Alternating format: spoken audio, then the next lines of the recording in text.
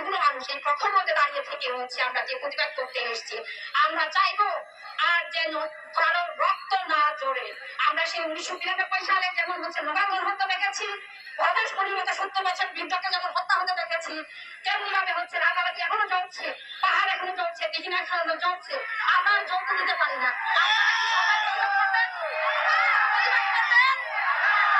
আমরা সবাই একত্র হয়ে আর বিভাগ না, আমাদেরকে বিভাজন করার জন্য অনেক চেষ্টা করা হয়েছে।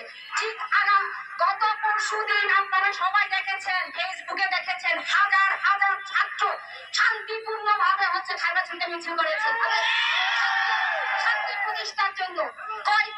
একটা কোনো গাড়িতে কোনো দোকানে হচ্ছে টোকা পড়ে নাই, তাহলে কেন একদিন পর কেন হচ্ছে পাহাড়িদের ঘরে ঘরে আগুন জ্বলবে? প্রতিবাদ করে যাবোই যাবো। আমি মনে করি আমরা সবাই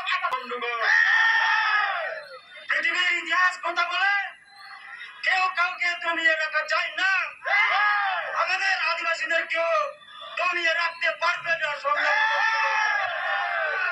ব্রিটিশরা 200 বছর ভারতবর্ষকে শাসন করলেও অবশেষে তাদেরকেও লেজ গুটিয়ে ফেলাতে হয়েছে।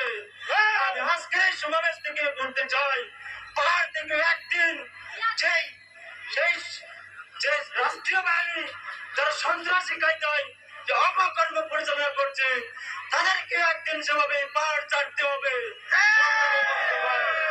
সময় এসেছে তাদেরকে পাহাড় ছাড়া করার।